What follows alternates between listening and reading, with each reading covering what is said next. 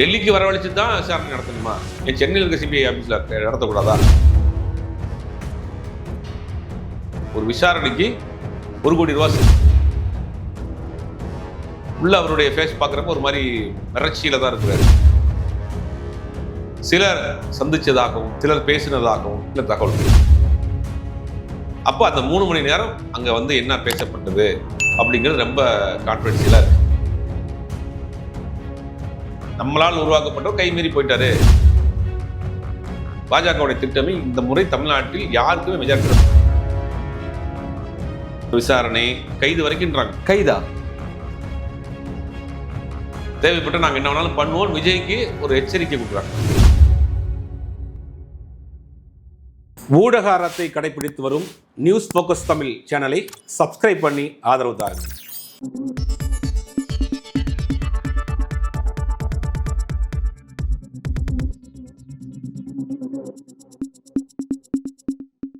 Sir வணக்கம். வணக்கம். எதிர்பார்த்த மாதிரி விஜயை சிபிஐனுடைய விசாரணைக்கு அழைச்சிருக்காங்க. 2 நாள் விசாரணை அப்படிங்கிறது தான் திட்டமிடப்பட்டது. ஒரு நாள் விசாரணை முடிஞ்சிருச்சு. அடுத்த நாள் விசாரணை வந்து பொங்கல் கழிஞ்சு அவர் பர்மிஷன் கேட்டதுனால பொங்கல் கழிஞ்சு வச்சுக்கலாம்னு சொல்லியிருக்காங்க. என்ன நடந்துச்சு அப்படிங்கிறத பற்றி என்னென்ன கேள்விகள் கேட்கப்பட்டது, அவர் எப்படி ஹேண்டில் செய்யப்பட்டார் அப்படிங்கிற மாதிரியான சில செய்திகளாக வந்துட்டுருக்கு. அது ஒரு பக்கம். 2வது, அந்த விஷயம் முடிஞ்சதுக்கு பிறகு நேற்று இரவு சில அரசியல் ரீதியான நிகழ்ச்சிகளையே ஸ்டார் ஹோட்டலில் இருந்து அவர் சில தலைவர்களை சந்திச்சிருக்காங்க. வேறு சில கணக்கிலும் அங்கே டிஸ்கஸ் செய்யப்பட்டிருக்கு. என்ன போயிட்டுருக்கு, என்ன விஷயங்கள்? இல்லை, முதல்ல இந்த கரூர் சம்பவத்தை பொறுத்து இங்கேயும் விசாரணை நடந்துச்சு கரூரில். அதை தொடர்ந்து இப்போ டெல்லியில் விசாரணை நடந்துச்சு. டெல்லியில் நிர்வாகிகள், தாவேக்கா நிர்வாகிகள் புசி ஆனந்த், ஆதவ அர்ஜுனா, மற்ற மதியழகன் போன்றவர்கள் நடந்து விசாரணை முடிச்சிட்டாங்க. அதற்கு பிறகு விஜய்க்கு சம்மன் அனுப்பப்பட்டு 12ஆம் தேதி வர சொல்லியிருந்தாங்க. அது எத்தனை நாள் அப்படிங்கிறதெல்லாம் கிடையாது. சம்மன் அனுப்பப்பட்டு டெல்லியில் வந்து ஆஜராகின்றார். உடனே ஒரு சார்ட்டர் ஃப்ளைட்டில் அவரோட 10 பேர் கொண்ட குழுவோட போனார். அவருடைய ஓட்டுநர் ராஜேந்திரன், அப்புறம் அவருடைய மேனேஜர் ஜெகதீஷ் பழனிசாமி, அப்புறம் தாவேக்கா நிர்வாகிகள் சில பேர், மொத்தம் 10 பேரோட சார்ட்டர் ஃப்ளைட்டில் போய் இறங்கினோடனே சிபிஐ அவருக்கு வந்து அன்டேக் பண்ணிட்டாங்க. அன்டேக் பண்ணி நேராக அவரை கூட்டு போய் போனவொடனே உள்ள ஃபார்மாலிட்டிஸ், இந்த சைன் பண்ணுறது, அவர் ஐடி கார்டு வாங்குறது எல்லாம் பண்ணியிருக்காங்க. அப்புறம் ஃபர்ஸ்ட் ஃப்ளோரில் வச்சு கொஞ்சம் நேரம் முறை விசாரிச்சுட்டு அப்புறம் 10th ஃப்ளோரில் 10வது மாடியில் ஒரு ஸ்பெஷல் ரூம் இருக்குது போல், அது விஐபிஸ் என்கொயரி ரூமு, அதில் உட்கார வச்சு கேட்டிருக்காங்க. அப்போ ஒரு சில என்னோட அட்வொகேட்ஸ் கூட இருக்கணும்னு கேட்டிருக்கிறாரு. அப்போ அவருடைய அட்வொகேட்ஸும் கூட இருந்துருக்குறாங்க. அதே நேரத்தில் வீடியோ கிராஃப்ட் பண்ணியிருக்காங்க. அது புறத்தையுமே அந்த விசாரணையை வீடியோ பதிவு பண்ணியிருக்காங்க. ஸ்டெனோ, உங்களுக்கு ஹெல்ப்புக்கு தேவைன்னா ஒரு ஸ்டெனோ வேணும்னு ஸ்டெனோவும் கொடுத்துருக்காங்க. அப்படி விசாரணை காலையில் 11:30 அவருக்கு வர சொல்லி சம்மன். ஒரு 11:29 கரெக்டாக இதுக்கு போயிட்டாரு. இங்கெல்லாம் கரெக்டாக இதுக்கு போகலன்னா அது வேறு மாதிரி ஆயிரும். அதுவே ஒரு இதாக இஷ்யூ ஆகும். அதனால் 11:29 போய் 11:32 அதில் சைன் பண்ணியிருக்காரு, என்ட்ரி சைனு உள்ளே போனவொடனே. அதுக்கு பிறகு தான் விசாரணை ஆரம்பிச்சிருக்கு. அந்த ஒரு 12 மணிக்கு ஆரம்பிச்சிருக்கிறாங்க. 1:30 மணி வரைக்கும் போயிருக்கு விசாரணை. அப்போ இவங்க ஆதவ அர்ஜுனா, புசி ஆனந்த், அந்த மதியழகன், இந்த டிரைவர், இவங்க சொன்ன எல்லா விஷயத்தையும் இவர்கிட்ட கேட்குறாங்க. இதெல்லாம் உங்களுக்கு தெரியுமா அப்படிங்கிற மாதிரி, ஆம் இல்லை, எஸ் ஆர் நோ அப்படிங்கிற கொஸ்டின் மாதிரியே அவங்கள்ட்ட கேட்டிருக்காங்க. ஒரு பேப்பர் கொடுத்து அவரை டிக் பண்ண சொல்லியிருக்காங்க. ஓரலாகவும் கேட்டிருக்கிறாங்க. இதெல்லாம் முடிச்சதுக்கு பிறகு 1:30 ஆனோடனே உங்கள் லஞ்ச் பிரேக்கு, நீங்கள் ஒன்றும் வெளியில் போய் கூட நீங்கள் லஞ்ச் முடிச்சுட்டு வரலாம், இல்லை இங்கேயே உங்களுக்கு ரெடி பண்ணுற மாதிரி. வெளியில் போகிறதுக்கான அனுமதி கொடுக்கல, வெளியிலேருந்து சாப்பாடு வர வைக்கப்பட்டுச்சு. இல்லை, இவர்கிட்ட கேட்கப்பட்டது நீங்கள் போய் சாப்பிட்டு வாங்கன்னு கூட கேட்டிருக்காங்க. இவர் கொஞ்சம் ரொம்ப டீசெண்டாக தான் அவரை ட்ரீட் பண்ணியிருக்காங்க. இல்லை என்னோட அட்வொகேட்டிலேருந்து சாப்பாடு கொண்டு வந்துருக்காங்க. அட்வொகேட் டீம்லேருந்து ஒருத்தவங்க சாப்பாடு உள்ளே கொண்டு போய் கொடுத்துருக்காங்க. இவருடைய விசாரணை முழுவதுமே அவருடைய அட்வொகேட்ஸ் கூட இருந்திருக்காங்க. அதெல்லாம் ஒன்றும் மாற்றுக்கிறது கிடையாது. அதனால ஒரு 3:30 வரைக்கும் போயிருக்கு. விசாரணைங்கிறது 3:30 மணிக்கு வைண்டப் பண்ணிட்டு அவர்கிட்ட சைன், விசாரணை ஆரம்பிக்கிறதுக்கு முன்னாடி சைன், விசாரணை முடியறதுக்கு பிறகு ஒரு சைன் வாங்குவாங்களாம். இதெல்லாம் நீங்கள் பேசியிருக்கீங்க அப்படின்னு அதெல்லாம் வாங்கிட்டாங்க. எல்லாரும் செய்திகள் பூரா போயிட்டு இருக்கு. அவருக்கு விசாரணை 3:30 மணி நேரம் விசாரணை, 3:30 மணிக்கு முடிஞ்சிருச்சு. கொஞ்சம் நேரத்தை வெளியே வந்துடுவார்னு பார்த்தா வரவே இல்லை. 6:37 வரைக்கும் வரல. அப்போ அந்த 3 மணி நேரம் அங்கே வந்து என்ன பேசப்பட்டது அப்படிங்கிறது ரொம்ப கான்ஃபிடென்ஷியலாக இருக்குது. அது 3:30 மணிலேருந்து 6:30 மணி வரைக்கும் அங்கே என்ன பேசப்பட்டது, வேற மாதிரியான என்கொயரி என்ன நடந்திருக்கு அப்படிங்கிறது இப்போ வரைக்கும் தெரியல. அது ஏதோ ஒரு முக்கியமான நடந்திருக்கு. இதுக்கிடையில திஹார் ஜெயிலினுடைய சில முக்கிய அதிகாரிகள் உள்ள போயிருக்கிறாங்க. அங்கே வரக்கூடிய ரிப்போர்ட் செய்திகள் சொல்றாங்க. பட் எதுக்குன்னு தெரியாது. வேறு கேஸுக்காக பார்க்கலாம், இல்லை வேற ஏதாவது ஒரு விஷயங்கள் பற்றி டிஸ்கஸ் பண்ண போயிருக்கலாம். விஜய் அங்கு இருக்கிறப்ப திஹார் ஜெயில் அதிகாரிகள் சிபிஐ ஆஃபீஸ்க்குள்ளே போனதாக ஒரு செய்தி. அப்போ என்ன நடந்திருக்கு, ஒருவேளை இவரை மிரட்ட பண்ணாங்களாங்கிறது தெரியல. ஒரு 7 மணி வரைக்கும் அவர் அங்கே இருந்துட்டு 7 மணிக்கு பிறகு தான் அங்கேருந்து அவர் நீங்கள் நாளைக்கு திருப்பி வரணும்னு அவங்க கேட்குறாங்க. சிபிஐ தரப்பில் விசாரணைக்கு நாளைக்கு நீங்கள் திருப்பி வரணும்னு. இல்லை எனக்கு பொங்கல் ஃபங்க்ஷன் இருக்கு, நிறைய கட்சி வேலைகள் இருக்கு, பொங்கல் முடிஞ்சு நான் வரேன், எனக்கு ஒரு நாள் கொடுங்கன்னா இது டிஸ்கஷன் நடந்திருக்கு ஒரு மணி நேரம். நாளைக்கு வாங்கன்னு சொல்லியிருக்காரு, இவர் பொங்கல் முடிஞ்சு வரேன் இருக்கிறாரு. இந்த டிஸ்கஷன் முடிஞ்சுதான் 7 மணிக்கு வந்து நேராக அவர் ஹோட்டலில் போய் தங்கியிருக்கிறார். ஹோட்டலில் போய் தங்கினதான் ஏகப்பட்ட சந்தேகங்களை கிளப்பியிருக்கு. ஏன்னா அவர் போனது சார்ட்டர் ஃப்ளைட். அந்த சார்ட்டர் ஃப்ளைட் ஹால்ட்லாம் வச்சுக்குவோம், அங்கே தான் இருக்குது. அந்த பைலட்டும் அந்த எதுவும் ஃப்ளைட்டும் அங்கே தான் இன்றைக்கி டெர்மினல் 4ல் நிற்கிது. இந்த போயிட்டு வர செலவே 1 கோடி ரூபா இருக்குன்றாங்க. இந்த போயிட்டு வர செலவு, அந்த ஃப்ளைட் லேண்ட் பண்ண ரெண்டலு, ஃப்ளைட் வாடகை, பைலட் சேலரி, மற்ற அந்த ஃபியூலியோ எல்லாம் சேர்த்து 1 கோடி ரூபாய் வரும் அப்படின்னா ஒரு விசாரணைக்கு 1 கோடி ரூபா செலவழித்து போயிருக்கிறார். இவர் தான் வந்து தமிழ்நாட்டினுடைய மக்களுடைய கடனை அடைக்க போகிறாரு, பிரச்சனையை தீர்க்க போகிறாரு, மாற்றத்தை கொண்டு வந்துடுவார், வானத்தை வந்து பூச்சிருக்கிறாரு, தமிழ்நாட்டை காக்க வந்த தேவதூதர் ரட்சகர்லாம் சொல்கிறாங்களே, அவர் விசாரணைக்கு போகிறதே இவ்வளோ லக்ஸுரியாக தான் போகிறார் 1 கோடி ரூபாயில் போயிருக்கிறாரு. அதுக்கு பிறகு நைட்டு வந்து ஒரு நட்சத்திர ஹோட்டலுக்கு ஸ்டே பண்ணியிருக்கிறாரு. அங்கே நைட்லேருந்து விடிய கால நடந்த விஷயங்கள் தான் ரொம்ப மர்மமான. சிலர் சந்தித்ததாகவும் சிலர் பேசினதாகவும் சில தகவல் இருக்குது. அது பாஜக ஆட்கள் சந்திச்சாங்களா, காங்கிரஸ் ஆட்கள் சந்திச்சாங்களான்னு தெரியல. ஆனால் இரவு ஒரு மீட்டிங் நடந்திருக்கு, சிலர் வந்து போனதாகவும் அவர்கிட்ட பேசினதாகவும் சொல்கிறாங்க. ஏறக்குறைய பாஜக முழுவதுமாக விஜயை தன்னுடைய கட்டுப்பாட்டில் எடுத்துருச்சு அப்படிங்கிறதான் சொல்கிறாங்க. 18ஆம் தேதி திருப்பி அவர் கேட்டதுக்கு பிரகாரம் பொங்கல் கழித்து 18ஆம் தேதி வாங்கன்னு சொல்லிட்டாங்க. அவர் காலையில் 7 to 10 இந்த நேரத்தில் நாங்கள் வந்து திருப்பி கிளம்புறங்கிற ஒரு ஷெட்யூல் போட்டிருக்காரு. அதே மாதிரி காலையில் கிளம்பிட்டார். ஏர்போர்ட்டுக்கு போகிறப்ப அந்த விஷயம்லாம் பார்க்குறப்ப வெளிரிய முகத்தோட போகிறப்ப ரொம்ப கேஷுவலாக சிரிச்சுட்டு போனார். போகிறப்ப அந்த சென்னையிலேருந்து டெல்லி போகிறப்ப, டெல்லியிலேருந்து சென்னை வர்றப்ப ஒரு மாதிரி ஒரு பதட்டத்தோடு தான் உள்ளே போகிறார். அவர் பார்க்குறப்ப பத்திரிக்கையாளர் கேட்குறாங்க, கார் கண்ணாடியை ஏற்றி விட்டுருக்கிறாரு. உள்ளே அவருடைய ஃபேஸ் பார்க்குறப்ப ஒரு மாதிரி மிரட்சியில் தான் இருக்கிறார். அப்போ ஏதோ ஒரு சம்திங் நடந்திருக்கு. எல்லாரும் சொல்கிறாங்க பாஜக கூட்டணிக்கு, தேசிய ஜனநாயக கூட்டணிக்கு, என்டிஏவுக்கு விஜயை கொண்டு வர போகிறாங்க, அதனால அந்த பேச்சுவார்த்தை இவ்வளோ ஓப்பனாகலாம் அந்த பேச்சுவார்த்தை நடக்காது. டெல்லிக்கு வர வச்சு எல்லாருக்கும் ஒரு செய்தியை சொல்லி, அது செய்தியில் ஊடகத்தில் ஒரு செய்தியாகி, பரபரப்பு செய்தியாகி, அதுக்கு பிறகு கூட்டணியில் வந்து அது எப்படி கெயின் கிடைக்கும்? அப்போ பாஜக அந்த அரசியலை பண்ணாது. பாஜக ஏன் விஜயை இவ்வளோ டார்கெட் பண்ணுது? ஏன் பாஜக இவ்வளோ நெருக்கடி கொடுக்குது? டெல்லிக்கு வரவழைச்சு தான் விசாரணை நடத்தணுமா? ஏன் சென்னையில் இருக்க சிபிஐ ஆஃபீஸில் நடத்தக்கூடாதா? மதுரையில் இருக்கக்கூடிய சிபிஐ ஆஃபீஸில் நடத்தக்கூடாதா? வீடியோ கான்ஃபரன்சிங் மூலியமாக கேட்கக்கூடாதா? இல்லை சிபிஐ ஆஃபீஸர் போய் அங்கே வாக்குமூலத்தை பதிவு பண்ணிட்டு வரக்கூடாதா? அப்படின்னா இதை அவங்க செய்தியாக்குறாங்க. விஜய் எங்களுடைய கட்டுப்பாட்டில் தான் இருக்கிறாங்க, தேவைப்பட்ட நாங்கள் என்ன வேணாலும் பண்ணுவோம். விஜய்க்கு ஒரு எச்சரிக்கை கொடுக்குறாங்க, நீங்கள் கை மீறி போயிடக்கூடாது. விஜய் அவங்க தான் உருவாக்குறாங்க. விஜய் என்ன நடக்கிறாருன்னா, இந்த தனக்கான ஒரு மாஸ் செல்வாக்கெல்லாம் பார்த்துட்டு தன் கையை மீறி போயிடுவாரோன்னு பாஜக நினைக்குது. தனக்கு எதிராக போயிடுவாரோ, தன்னை கைமீறி போயிடுவாரோன்னு பாஜக நினைக்குது. அப்போ இவர் விஜயை பொறுத்தவரை காங்கிரஸோட ஒரு அண்டர் டீலிங் இருக்கிறார். இது பெரிய அளவில் பாஜகவுக்கு கண்ணை உறுத்த ஆரம்பிச்சு. ஏன்னா நம்ம என்ன வேலை கொடுத்து அவர் அமுச்சு விட்டோம்னா இவர் என்ன வேலை பண்ணிட்டு இருக்கிறாரு? இவர் அமைக்கப்பட்டது வேலை என்னன்னா, நீங்கள் திமுக கூட்டணியில் இருக்கக்கூடிய கூட்டணியை உடைக்கணும். அதனால விசிகா போய் கூப்பிட்டு இருந்தார், வாங்கன்னு. இவங்க ஒரு ட்ராமா போட்டு ஒரு புத்தக வெளியீட்டு வச்சாங்க. அதில் கொண்டு விசிகா தலைவர் திருமாவளவன் உட்கார வச்சிடணும், 2 பேரையும் உட்கார வச்சு அந்த கூட்டணியை உடைச்சிடணும்னு ஒரு பிளான் பண்ணாங்க. அது நடக்கல. அப்புறம் காங்கிரஸை கூப்பிட்டே இருக்கிறாரு, காங்கிரஸை வாங்கன்னு கூப்பிட்றாரு. காங்கிரஸ் இருக்கக்கூடிய ஆட்களை விட்டு பேச விடுறாங்க. ஆனால் காங்கிரஸ் அகில இந்திய தலைமை ரொம்ப தெளிவாக இருக்குது. அங்கே திமுக கூட்டணியில் இருக்குன்றாங்க. அவங்க டீம்லாம் போட்டாங்க, குழு போட்டாங்க, போயிட்டு இருக்கு. இப்போ அவருக்கு கூட்டணியை உடைக்கணும். இப்போ அவங்க விஜய் கொடுக்கப்பட்ட அசைன்மெண்ட் என்னன்னா, திமுக கூட்டணியில் இருக்கக்கூடிய காங்கிரஸ், பிசிகா அந்த ரெண்டு கட்சியும் நீங்கள் உடைச்சி வெளியே கொண்டு வரணும். 2வது சிறுபான்மை வாக்குகள், தலித் வாக்குகள், கிறிஸ்தவ வாக்குகளை நீங்கள் பிரிக்கணும். குறிப்பாக மீனவ கிறிஸ்தவ வாக்கு இந்த கோஸ்டல் ஏரியா ஃபுல்லாக நீங்கள் அப்படியே கவர் பண்ணணும், பிரிக்கணும். அப்போ அதனை நோக்கி அரசியல் பண்ணுங்கன்னு தான் விஜய் கொடுக்கப்பட்ட அஜெண்டா. ஆனால் இங்கே நடந்தது எல்லாமே தலைகீழாக நடந்தது. விஜய் என்ன பண்ணுறாருன்னா, திமுக எதிர்ப்பை தான் பிரதானமாக கையில் எடுக்கிறாரு, பாஜகவை எதிர்க்கிறது இல்லை. அப்படிங்கும் போது திமுகவை எதிர்த்தா எப்படி தமிழ்நாட்டில் இவருக்கு ஓட்டு விழுவும்?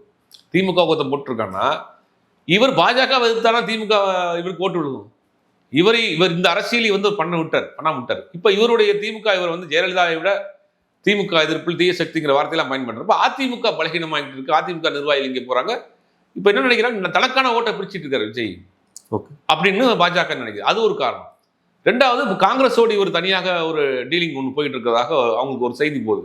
அப்போ நம்மளால் உருவாக்கப்பட்டு நம்ம பாதுகாப்பு கொடுத்து நம்ம தான் வச்சிருக்கிறோம் அவரை, ஆனால் தன்னை மீறி போயிடுவார் விஜய் அப்படிங்கிற அவங்களுக்கு ஒரு சந்தேகம் வந்துருச்சு. சந்தேகம் வந்ததுக்கு பிறகு தான் இவ்வளவையும் வந்து கொண்டு வராங்க. இந்த ஜனநாயகன் படத்தினுடைய ரிலீஸே அந்த படத்தினுடைய தயாரிப்பாளர் பேசின வீடியோலாம் பார்த்துருப்பீங்க. அவரை பார்த்தாலே தெரியும் பாஜகவில் ஒரு முக்கிய நிர்வாகி மாதிரி தான் இருக்கிறார். அவர் யாரு? அந்த ஜனநாயகன் படத்தினுடைய ப்ரொடியூசர். அவர் பெங்களூர் சேர்ந்தவர். அவர் பாஜகவுக்கு நெருக்கமானது இருக்கிறார். ஜனநாயகன் படத்தோட ப்ரொடியூசர். கேவிஎன் ப்ரொடக்ஷன் கம்பெனியோடைய ப்ரொடியூசர் வந்து பேசியிருக்க வீடியோலாம் போட்டிருக்காரு. அவர் பார்த்தாலே தெரியுது அவர் ஒரு முரட்டு சங்கி மாதிரி தான் இருக்கிறார் ஆள் பார்க்கறதுக்கு. பாஜக நெருக்கமான ஆள் மாதிரி தான் இருக்கிறார் அவர் பார்க்கறதுக்கு.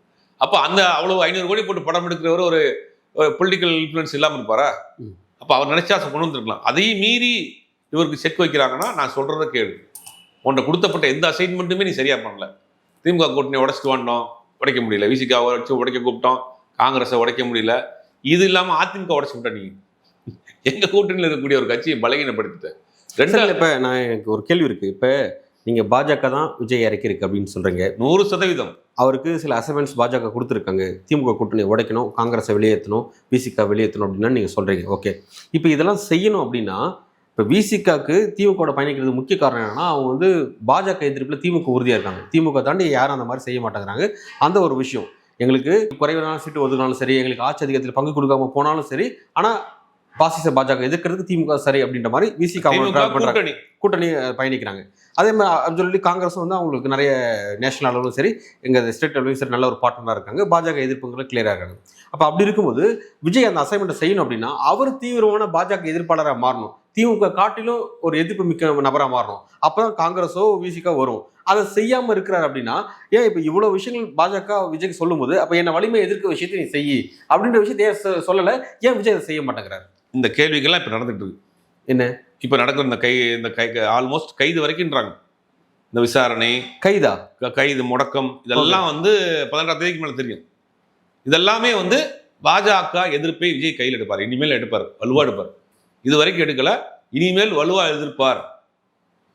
அதுதான் அந்த நீங்க சொன்ன இந்த கேள்விகளுக்கு எல்லாத்துக்கும் உள்ள நரேஷன் தான் நடந்துட்டு இருக்கு. இல்லை சார், இப்போ அப்படி எடுக்கப்பட்டுச்சுன்னா இப்போ இனிமேல் அதாவது இந்த விசாரணைக்கு அப்புறம் எடுக்கப்பட்டுச்சு அப்படின்னா விஜயை பர்சனலாக டிஸ்டர்ப் பண்ணுறாங்க, படத்துக்கு தடை போடுறாங்க, இந்த மாதிரி கரு விஷயத்தை தன்னை விக்டிமாக மாற்ற பார்க்குறாங்க அப்படின்ற ஒரு செல்ஃப் விஷயத்தினால் ஒரு சுயநலத்தின் அடிப்படையில் பாஜக எதிர்ப்பு மாறும்.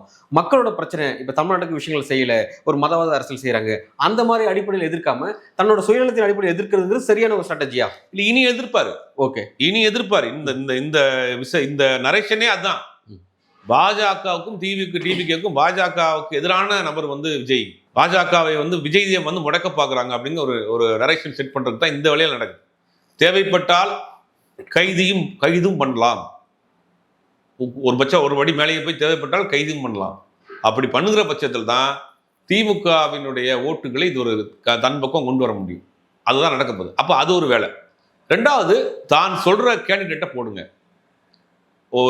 சொல்கிற தொகுதிகளில் நாங்கள் சொல்கிற கேண்டிடேட்டை போடுங்க. இஸ்லாமிய தொகுதிகள்னா இஸ்லாமிய கேண்டிடேட் போடுங்க. அந்த ஃபிஷர்மேன் ஏரியாவில் அந்த கேண்டிடேட்டை போடுங்க. மீனவர் பக்க பகுதிகளில் நாங்கள் சொல்கிற கேண்டிடேட்டை நீங்கள் போடணும். ஓட்டுகளை பிரிக்கணும். அதான் விஜய் கொடுக்க. இப்போ விஜய் அதெல்லாம் மீறி போயிடுவாரோ அப்படிங்கிறது தான். இப்போ அதுக்கு ஒரு காரணம் என்னென்னா இவர் காங்கிரஸோடு ஒரு சின்ன டீலிங்கில் இருக்கார். அது பாஜகவுக்கு பெரிய டிஸ்டர்ப் பண்ணுது. நம்மளால் உருவாக்கப்பட்டவர் கை மீறி போயிட்டாரு, வேற ஒரு ட்ராக்கை அவர் போடுறாரு. அப்போ இவரை வந்து தன்னுடைய கட்டுப்பாட்டில் வச்சுக்கணும், ஒரு மெசேஜ் சொல்லணும். அப்போ 2 விஷயம் தான் அது. ஒன்று, தன் கைமீறி போயிடக்கூடாது.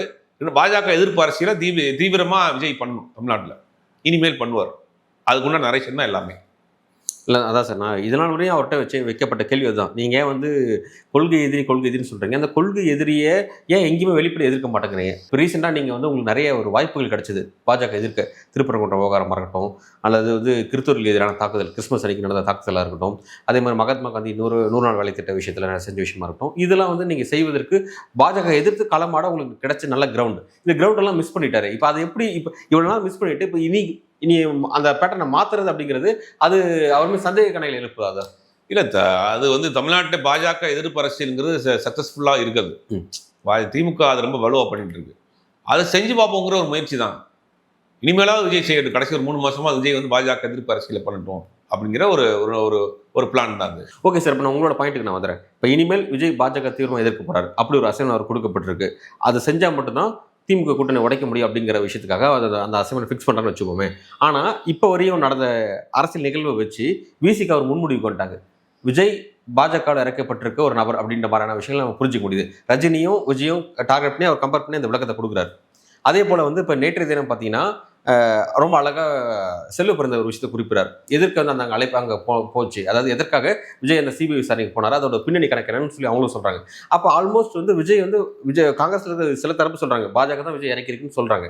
அப்போ காங்கிரஸும் விசிகாவும் தெளிவாக தெரிஞ்சிருச்சு அவர் என்ன பாலிசின்னு தெரிஞ்சிருச்சு. இனிமேல் அவர் பாஜக எதிர்த்தாருன்னா அவங்க 2 பேரும் நம்புவாங்களா அப்படின்னு ஒரு கேள்வி இருக்குல்ல. இல்லை, நீ கூட்டணியை உடைக்க முடியாது. ஓகே, கூட்டணி எல்லாம் உடைக்க முடியாது. திமுக கூட்டணி உடைக்க முடியாது. திமுக கூட்டணி ரொம்ப தெளிவா இருக்கு. அகில இந்திய காங்கிரஸ் கமிட்டியில் மல்லிகார்ஜுன கார்கே மாதிரியான ஆட்கள் ரொம்ப தெளிவா இருக்காங்க. தமிழ்நாட்டு அரசியல புரிஞ்சுட்டு இருக்காங்க. கூட்டணி எல்லாம் உடைக்க முடியாது. ஓட்டுகளை பிரிக்கணும். இப்ப திமுக ஒரு தொகுதியில ஒரு இஸ்லாமிய கேண்டிடேட் போட்டாரு, விஜய் ஒரு கேண்டிடேட் போடுவார். ஒரு கோஸ்டல் ஏரியாவில் ஒரு மீனவ சமூகத்தை சேர்ந்த ஒருத்தர், உதாரணத்துக்கு காளியம்மா நாளைக்கு டிவி கழிச்சிடுறாங்க. பூம்புகார் தொகுதியில் காளியம்மாவை நிப்பாட்டுறாங்க. எதிர்த்த மாதிரி வந்து திமுக போடுறாங்கன்னா இவங்கள ஒருத்தர் போடுவாங்க அதே கம்யூனிட்டியில். இந்த வேலையை தான் விஜய் கொடுக்கப்பட்டிருக்கு. இப்போ விஜய் திமுக பாஜகவை எதிர்க்கணும், நாங்கள் சொல்ற கேண்டிடேட்டை போடணும், தனிச்சு எந்த முடிவு எடுத்துடக்கூடாது. காங்கிரஸ் கூட்டணி முடிஞ்சா காங்கிரஸ் தனியாக கொண்டு வர பாருங்க, இல்லாட்டி காங்கிரஸ் கூட்டணிக்கு தனியாக இது பண்ணிடக்கூடாது. இதுதான் அவங்களுக்கு கொடுக்கக்கூட வேலை. அதுக்கு ஒரு மெசேஜை சொல்றாங்க. இப்போ தன் எதிர்ப்பை காட்டுவதற்காக விஜய் வந்து எங்களுக்கு எதிரானவர் தான் அப்படிங்கிற ஒரு காட்டுறதுக்கு தான் இந்த டெல்லிக்கு கூட்டு போனது, பேச்சுவார்த்தை நடத்தினது, இந்த டீலிங்லாம் நடந்தது. ஆனால் இப்போ எடப்பாடி பழனிசாமி இன்னொரு விஷயம் சொல்றாரு, இந்த விசாரணை போயிட்டு இருக்கு அதே நிமிஷத்தில் சொல்றாரு, இன்னும் 2 நாள்ல நம்ம கூட்டணி வலுப்பெற போது ஒரு முக்கிய கட்சி நம்மளோட கூட்டணி வரப்போகுதுன்னு சொல்றாரு. அப்போ அவர் எதை மெயின் பண்ணி சொன்னாரு? நேற்று சொன்னாரா? நேற்று சொன்னாரு, இன்னைக்கு சொல்லிட்டாரு. இன்னைக்கு நம்ம ஜான் பண்ணி சொல்லிட்டாரு. ஜான் பண்ணி நாங்கள் அந்த கூட்டணி என்டிஏல தான் இருக்கப்பறம் 10 சீட் கேட்போம் அதான் சொல்லியிருக்காரு. ஜான் பண்ணி தான் சார் கூட்டணி என்டிஏ வலுப்பெற போது முக்கியமான கட்சி அப்படின்னா ஜான் பண்ணியுடைய தமிழக முன்னேற்ற கழகமான்ற கேள்வி அவருக்கு அதான் பெரிய கட்சி. அதான் சொல்றாரு. நேற்று சொன்னாரா இல்லையா? இன்னைக்கு சொல்லிட்டாரு 9 சீட் கேட்க போறோம் அப்படின்னு. நான் இந்தியாவில் தான் தொடர போறேன் அந்த கட்சி தான் சொல்லியிருக்கேன். விஜய்க்கு பாஜக இந்த அசைன்மெண்ட் தான் ஃபிக்ஸ் பண்றாங்க. வரக்கூடிய நாட்களில் வலிமையான கேண்டிடேட் போடுங்க, திமுக எதிரான வலிமையான கேண்டிடேட் போடுங்க அப்படின்னா அப்போ களம் மும்முனை போட்டி இருக்கும்போது திமுக வெற்றி கிளியரா இருக்கும்போது ஏற்கனவே எட்ஜி திமுக தான் இருக்கு. அப்போ ஒன்று விஜய் அந்த கூட்டணி கொண்டு போறது மூலமா தங்களுடைய விஜயோடைய செல்வாக்கும் என்டிஏ கிடைக்கிறது மூலமா என்டியோட வெற்றி வாய்ப்புங்கிறது கொஞ்சம் பிரகாசமாகும். ஆனா அந்த மூவ் எடுக்காம ஏன் விஜயோட கரத்தை வலுப்படுத்தணும்? அது வந்து என்டியோட தோல்விக்கு வழிவகுக்கும் இல்ல, ஏன் அதையே அமைச்சர் உள்ள கூட்டு போனா தமிழ்நாட்டு மக்கள் நம்ப மாட்டாங்க. கொள்கை எதிரின்னு அறிவிச்சுட்டு ஒரு தேர்தலை கூட சந்திக்கிறதுக்கு முன்னாடி அதே கொள்கையை விட்டுட்டு ஒரு கட்சியோட கூட்டணி போறப்ப விஜய்க்கு நீங்க சொல்றக்கூடிய 15, 12, 17ங்கிற நம்பர்லாம் வந்து அவர் ஏதாவது மாற்று தான், ஆல்டர்னேட்டிவ் ஏதாவது பண்ணிடுவார், புதுசாக வந்திருக்காரு, ஒரு முறை வரட்டுமே அப்படின்னு நினைக்கிற ஆட்கள் தான் அந்த 15, 16, 17% சொல்லக்கூடிய அந்த லிஸ்ட். இப்போ அங்கே போயிட்டீங்கன்னா எதுக்கு உங்களுக்கு அந்த பர்சன்டேஜ் வரும்? அதிகபட்சம் 2% கூட தராது. யாருக்கு? இப்போ நீங்க அதிமுக பாஜக கூட விஜய் போனார்னா இன்னமும் திமுகவுக்கு பலம். எப்படி சொல்றீங்க? இங்க ஒரு மாற்றம் தானே மக்கள் விஜயினுடைய கொள்கை பிடிச்சி ஓட்டு போடுறாங்களா யாராவது? திமுக எதிர்பார்க்கல் ஒரு புள்ளியில் இணையும் போது திமுக எப்படி விஜய் வந்து அந்த விஜய்க்கு பிரிக்க போறதே இதுதான். ஒரு புள்ளியில் எப்படி இணையும்? எப்படி ஒரு புள்ளியில் இணையும்? விஜய்க்கும் எதிரி அதிமுக பிடிக்காதவர்கள், பாஜக பிடிக்காதவர்கள், அதிமுக பாஜக கூட்டணி பிடிக்காதவர்கள் தான் விஜய்க்கு போட போறாங்க. அதோடு அங்க போனார்னா எப்படி உங்களுக்கு இதாகும், கன்மையாகும்? அதிமுக பாஜக கூட்டணியை பிடிக்காதவர்கள் தாவே கற்க போறாங்க. அதிமுகக்குள்ள பாஜக பிடிக்காதவர்கள் தாவே கற்க போறாங்க. பாஜக நிர்வாகிகள் பலர் கூட தாவே கலை செய்திருக்காங்க. அப்படிங்கும் போது இது எப்படி நீங்க வந்து அதை கூட கொண்டு வருவீங்க? இப்போ தமிழ்நாட்டு மக்கள் ஜென்ரலா நீங்க என்ன கேட்குறீங்க? விஜய் வந்து ஒரு புதுசா வந்திருக்காரு, புதுசாக செய்ய போறாரு, ஒரு மாற்றா இருப்பாருன்ற ஒரு நம்பிக்கை அவங்களுக்கு இருக்கு. அது பாதிப்பு அந்த அந்த பெரிய அளவில் இருக்குமாங்கிறது தெரியாது. அந்த நம்பிக்கையை இழந்துடுறாருலாங்க. இந்த அப்படி பார்க்குறப்ப இந்த கூட்டணி முரண்பாடான கூட்டணியால மாறும். அதிமுக பாஜகக்குள்ள ஒரு கூட்டணி ஜெல் ஆகல, தாவேகா கொள்கை எதிரின்ட்டு அங்கே போய் நிற்கிறாரு. அப்படிங்கும் போது அது வந்து என்ன பிரியாணியா இல்லை அது வந்து தயிர் சாதமா அப்படிங்கிற ஒரு குழப்பமான ஒரு கூட்டணியாவில் ஆயிரும். சரி, ரைட், ஓகே. அந்த ஒரு விஷயத்தை புரிஞ்சுக்க முடியுது. இப்போ நேற்றைய தினம் நடந்த அந்த சிபிஐடைய அந்த என்கொயரி அப்படிங்கிறது விஜயை எந்த அளவுக்கு ஒரு நெருக்கடிக்குள்ளாக்கி இருக்கு அப்படிங்கிறத நீங்கள் பார்க்க. சிபிஐ விசாரணையை பொறுத்த வரைக்கும் போயிட்டு வந்தவங்க சொல்றதெல்லாம் வந்து ரொம்ப கூலாக வந்து விஐபிஸை கண்டல் பண்ணுவாங்க. அதாவது அவங்களோட இன்ச் பை இன்ச் அவங்கள வந்து வாட்ச் பண்ணுவாங்க. அதாவது ரொம்ப டார்ச்சர்லாம் பண்ணுறது கிடையாது, ரொம்ப ரிலாக்ஸாக உட்கார வைக்கிறது. அவங்கள உட்கார வச்சுட்டு வந்துட்டு எல்லாரும் வெளியே போயிடுவாங்களாம். உட்காந்து இருப்பார ஒரு 1/2 hour கழிச்சு வருவாங்களாம். அப்போ உள்ளே உட்காந்து மானிட்டரிங் பண்ணுவாங்க அவங்க என்ன பண்ணுறாங்க அப்படின்னு. நேற்று போகிறப்ப ஆனால் காலையில் அவர் ரொம்ப கேஷுவலாக தான் இருந்திருக்காரு மதியானம் வரைக்கும். அந்த மதியானம் லஞ்சுக்கு பிறகு தான் ரொம்ப வேகம் எடுத்திருக்கு. இந்த கொஸ்டின்ஸ்லாம் வாங்கி முடிச்சு வைண்டப் பண்ணிட்டு அதுக்கு பிறகு நாளைக்கு நீங்கள் திருப்பி வரணும், விஜய் அதை எதிர்பார்க்கலங்கிறாங்க. நீங்கள் நாளைக்கு திருப்பி வரணும் அப்படின்னு கேட்குறப்ப அதை அவர் விஜய் எதிர்பார்க்கல, ஏன்னா திருப்பி வர சொல்கிறாங்க அப்படின்னு. அது எத்தனை நாள் போகும்னு தெரியாது அப்படின்ட்டாங்க. அட்வொகேட் டீமில் கேட்டிருக்காங்க, நீங்கள் நாளைக்கு திருப்பி வரணும்னா இது நாளைக்கு வரணும், எத்தனை நாள் போகும் தெரியாது, நாங்கள் எங்களுக்கு கிளாரிட்டி வர்ற வரைக்கும் நீங்கள் வரணும் சம்மன் அனுப்பிச்சுட்டு இருப்போம், நீங்கள் ஊருக்கு போகக்கூடாது, இங்கே தங்குங்க. இல்லை அங்கே வந்து இருக்குன்னு அது அந்த பிரச்சனை தான் போயிருக்கு. மதியானம் ஒரு 7 மணி வரைக்கும், 4 to 7 வரைக்கும், அது வரைக்கும் போய் அப்புறம் எக்ஸ்கியூஸ் கேட்டு அப்புறம் ஏதோ ஒரு லெட்டர்லாம் ஏதோ கொடுத்த ஃபார்மாலிட்டிஸ்லாம் முடிச்சு தான் அப்புறம் அவருக்கு கொஞ்சம் ரிலீவ் பண்ணியிருக்காங்க. இப்போ விஜய்னால ஒரு பக்கம் இப்போ இந்த கரூர் விஷயத்தில் ஒரு சிபிஐ என்கொயரி, இன்னொரு பக்கம் ஜனநாயக படம் முடக்கப்படுது ஒரு அப்படிங்கிற 2 விஷயத்துக்கும் பின்னாடி பாஜக இருக்குங்கிறது வெளிப்படையாக புரிஞ்சிக்க முடியுது. பாஜக அப்படிங்கிறது மத்திய அரசு இருக்குங்கிறது புரிஞ்சிக்க முடியுது. அதே மாதிரி மாநிலத்தில் ஆளக்கூடிய திமுக அரசை இவர் எதிர்க்கிறாரு. ஒரே நேரத்தில் மத்திய அரசு, மாநில அரசு ரெண்டுத்தையும் எதிர்த்து விஜய்ன்ற ஒரு சிங்கிள் நபரால் இந்த அரசியல் காலத்தில் எப்படி பயணிக்க முடியும்? வெற்றி பெற முடியாதுங்கிறது எல்லாருக்குமே தெரியும். ஓட்டுகளை பிரிக்கணும். ஓட்டுகளை பிரிக்கிறது தான் என்னுடைய வேலை. விஜய் வந்து ஒரு ஓட் ஸ்பாய்லர் தான். தொடர்ந்து நம்ம சொல்கிறோம், விஜய் ஓட்டுகளை, வலுவான ஓட்டுகளை விஜய் பிரிக்கணுங்கிறது தான் அவங்களுடைய திட்டமே. இந்த புதிய வாக்காளர்கள், இளம் வாக்காளர்கள், பெண்கள், மீனவ சமூகத்தினுடைய வாக்குகள், இஸ்லாமிய வாக்குகள், கிறிஸ்தவர்கள் வாக்குகள், தலித்து வாக்குகள், இதுதான் கால்குலேட் பண்ணுறேன். இதில் ஒரு விஜய் வந்து ஒரு குறைஞ்சபட்சம் ஒரு 30% கிட்ட நெருக்கி வந்துட்டாருனாலே அவங்களுக்கு ஒரு பெரிய சக்ஸஸ். யாருக்கும் மெஜாரிட்டி கிடைக்காம போயிடும், ஒரு தொங்கு சட்டமன்றம் வந்துடும். வந்ததுன்னா நம்ம வந்து உள்ளே உட்காந்துடலாம். பாஜகவுடைய திட்டமே இந்த முறை தமிழ்நாட்டில் யாருக்குமே மெஜாரிட்டி வரக்கூடாது. 2 ஸ்டேட் அவங்க ரொம்ப சிவியராக இந்த முறை கண்காணிக்கிறாங்க. இல்லைன்னா தமிழ்நாட்டில் 4 சீட் இருக்கக்கூடிய ஒரு மாநிலத்தில் அத்தனை மத்திய அமைச்சர்கள் வார வந்துட்டு போகிறாங்க, அத்தனை நிர்வாகிகள் வந்துட்டு போகிறாங்க. அப்போ இது முக்கியமான ஒரு மாநிலமாக அவங்களுக்கு ஒரு ப்ரெஸ்டீஜ் இஷ்யூவாக இருக்குது தமிழ்நாடு. இப்போ TMC MP, Trinamool Congress MP கூட சொன்னார், சேலஞ்ச் பண்ணார், நீங்கள் 2 ஸ்டேட்டில் ஜெயிச்சு காமிங்க அப்படின்னு. ராகுல் காந்தி சொன்னார் பார்லிமெண்ட்டில், தமிழ்நாட்டில் நீங்கள் ஜெயிச்சு பாருங்க அப்படின்னு. அதெல்லாம் அவங்களுக்கு ஒரு பெரிய சேலஞ்சாக இருக்குது. ஒரு என்ன ப்ரெஸ்டீஜ் ப்ளஸ் சேலஞ்சு செய்யணும் அப்படின்னு. அப்போ இங்கே உள்ளே வரணும் அப்படின்னா யாருக்கு மெஜாரிட்டி கிடைக்காமனா பாஜக தன்னுடைய கட்டுப்பாடு இருக்குது. அந்த 2016 இருந்தமா ஜெயலலிதா மறைவுக்கு பிறகு 2021 வரைக்கும் அந்த ஆட்சி வந்து பாஜக ஆட்சி, பாஜகவுடைய கட்டுப்பாட்டில் இருந்துச்சு. எடப்பாடி பழனிசாமி முதலமைச்சராக இருந்தால் கூட இவங்க தான் நடத்தினாங்க. அதுக்கு உதாரணம் ஒரே ஒரு சாம்பிள் சொல்கிறேன். சிஏஏ போராட்டத்தை எதிர்த்து அந்த வழக்கில் போராட்டம் பண்ண அத்தனை பேர் மீது வழக்கு, ஊர்வலம் பண்ணவங்க மேலே வழக்கு, ரோட்டில் கூட்டத்தில் நின்றுருந்தவங்க வழக்கு, ஸ்கூல் படிக்கிறவங்க மேலே வழக்கு, காலேஜ் படிக்கிறவங்க மேலே வழக்கு. அவன் என்ன பண்ணான்னா போராட்டத்தில் கூட போயிருப்பான், ஊர்வலத்தில் கூட போயிருப்பான். அப்போ ஒரு அழுத்தம் கொடுக்கப்படுது, கட்சியெல்லாம் அழுத்தம் கொடுக்கப்பட்டு நீங்கள் வந்து சட்டமன்றத்தில் தீர்மானம் நிறைவேற்றுங்கன்னு கேட்குறாங்க அதிமுக. அது கட்சி ராஜா மிரட்டுறாரு, அங்கே ஆதரிச்சுட்டு இங்கே வந்து எதிர்த்து சட்டமன்ற தீர்மானம் நிறைவேற்றிடுவாரா பார்ப்போம் நாளைக்கு அப்படிங்கிறாரு. அதை அப்படியே ஆஃப் பண்ணிட்டாங்க. அவர் அதோட பின் வாங்கிட்டார். அப்போ அந்த ஆட்சியை வந்து அவங்க தான் ரன் பண்ணாங்க 4 வருஷம். அப்பயுமே அவங்க விட்டுருக்க மாட்டாங்க. அதுக்கு எவ்வளோ முயற்சி பண்ணாங்க. அப்படி இருந்தால் தான் அந்த முயற்சி தான் அவங்க பாஜக அதிமுகங்கிறது ஒரு இவ்வளோ தொகுதி வந்தது காரணமே அவங்களுடைய கடைசி நிமிடம் வரைக்கும் முயற்சி. இந்த முறை வந்து மிஸ் பண்ணிடவே கூடாது தமிழ்நாட்டை. நம்ம அதிமுக உட்கார வைக்காட்டியும் யாருக்கும் மெஜாரிட்டி இல்லாமல் கிடைக்காம பண்ணிடணும். இந்த முறை வந்து ஒருவேளை ரிசல்ட் அப்படி இப்படி மாறி வந்துச்சுன்னா பாஜக ஆட்சி தான் தமிழ்நாட்டில். அந்த கட்டத்தை கொண்டு போயிட்டாங்க. முதலமைச்சர் கேண்டிடேட் வரைக்கும் அவங்க பிளான் பண்ணுறாங்க. நிர்மலா சீதாராமன் தமிழ்நாட்டினுடைய முதலமைச்சர் ஆக்கணும். அப்படியா? அது அவங்க பிளான்லாம் நீங்கள் சாதாரணமாக பிளான் கிடையாது. இவ்வளோ வேலை பண்ணிட்டு இருக்காங்க. ஒரு மாநிலத்துக்குள்ளே உள்ளே வர்றதுக்கு எஸ்ஐஆரை கொண்டு வர்றாங்க, இந்த வார ஒரு அமைச்சர் வர்றாரு, நிர்வாகி வர்றாரு, ஒரு கட்சியை உடைக்கிறாங்க, ஒரு கட்சியை பிளக்குறாங்க, ஒரு கட்சியை உருவாக்குறாங்க.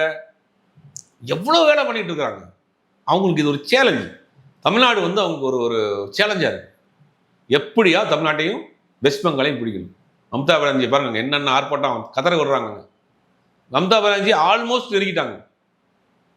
அதனால இப்போ என்னன்னா 2 மாநிலத்துக்கு சிறப்பு கவனத்தை போட்டுருக்காங்க. அப்போ அதனால தான் இவ்வளோ வேலையை பண்ணிட்டு இருக்காங்க. அமித்ஷா 2 முறை வந்திருக்கு. அடுத்த 27ஆம் தேதி பிரதமர் வர்றாரு. போன வாரம் தான் இவர் வந்துட்டு போனாரு. அப்படிங்கும்போது ஒரு பேஸ் இல்லாத மாநிலத்தில் 4 சட்டமன்ற உறுப்பினர் உள்ள மாநிலத்துக்கு இவ்வளவு கவனம் எடுத்துக்கிறாங்க அப்படின்னா இங்கே அவங்க வந்து ஒரு முழு ஃபுல் ஃபோர்ஸையும் அவங்க வந்து இறக்க போகிறாங்க. ஓகே சார், பார்க்கலாம் பாஜகவுடைய கணக்கில் எதை நோக்கி நகர்றது, தமிழக அரசியல் களம் எதை நோக்கி நகர்றது அப்படிங்கிறது பொறுத்து வந்து பார்க்கலாம். நன்றி.